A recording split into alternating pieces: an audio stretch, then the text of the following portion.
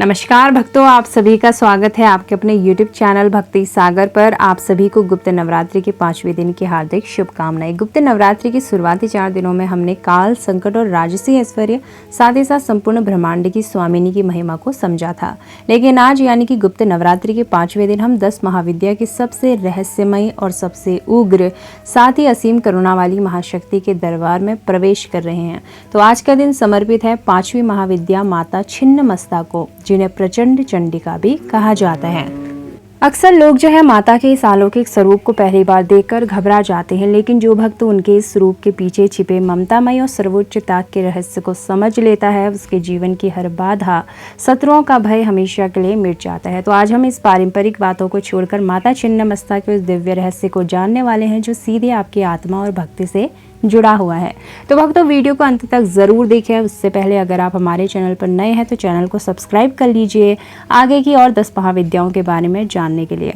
तो भक्तों, आखिर माता छिन्नमस्ता का प्राकट्य हुआ कैसे और उन्होंने अपना सिर आखिर क्यों काटा? तो पुराणों और स्वतंत्र तंत्र के अनुसार जो है, एक बार आदिशक्ति माता पार्वती अपनी 2 परम सखियों यानी कि जया और विजया के साथ मंदाकिनी नदी में स्नान करने गई थी।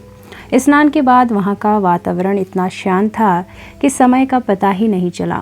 अचानक माता की दोनों सखियों को इतनी तीव्र भूख लगी कि भूख के मारे उनका पूरा शरीर तड़पने लगा। उन्होंने माता से बड़े ही करुण स्वर में कहा, हे माँ, आप तो पूरे संसार का पेट भरती हैं, हमें बहुत तेज भूख लगी है, हमें भोजन प्रदान करें।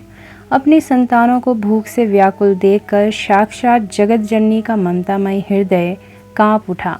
ममता की पराकाष्ठा देखिए, माता ने बिना एक पल गवाए अपनी ही उंगलियों के प्रहार से स्वयं का मस्तक धड़ से अलग कर दिया।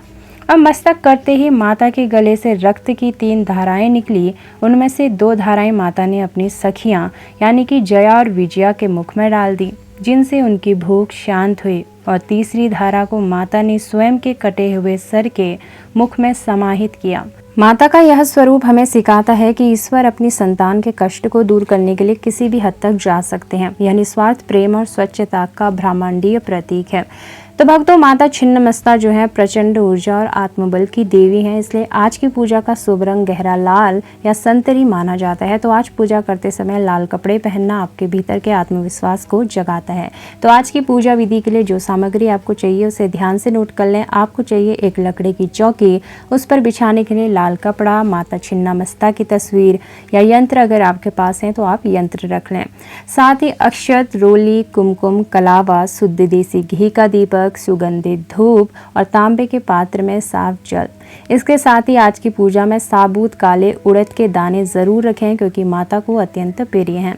तो दोपहर या शाम के समय स्नान करके साफ कपड़े पहन लें। अपने घर के मंदिर में चौके पर लाल कपड़ा बिछाकर माता छिन्नमस्ता को स्थापित करें।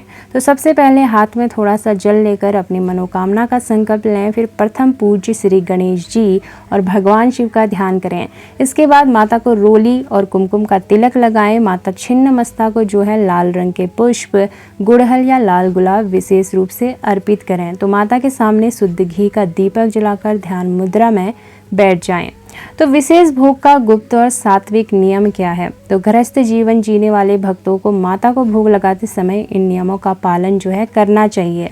तो सबसे पहले जो है माता छिन्नमस्ता को शुद्ध देसी घी में सूजी या आटे से बना हलवा पूरी जो है सबसे प्रिय है। तो हलवा पूरी शुद्ध देसी घी में ही बनाएं।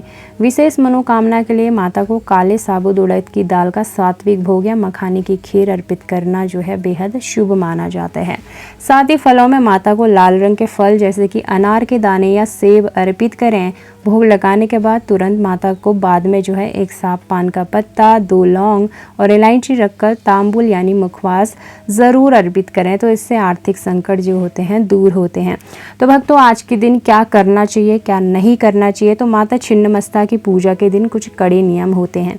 तो आज के दिन जो है जीव दया पर विशेष ध्यान दें। किसी भूखे बेजुबान जानवर जैसे कि काले कुत्ते या गाय को भोजन जरूर कराएं। और आज के दिन भूलकर भी ना करें। घर में तामसिक भोजन, प्याज, लहसुन, मांस, मदिरा का प्रयोग न करें और किसी भी व्यक्ति का दिल न दुखाएं और घर में कलेश न होने दें।